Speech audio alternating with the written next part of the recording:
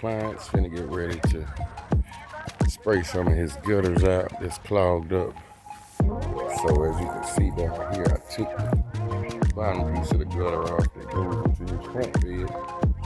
So when you unstop it, it's a lot of bees over there. When you unstop it, start spraying and spray on the ground and not into his irrigation system. All these bees over here. So these two right here, the ones we got the problem with. These two right here, then we got another one on the other side of the house.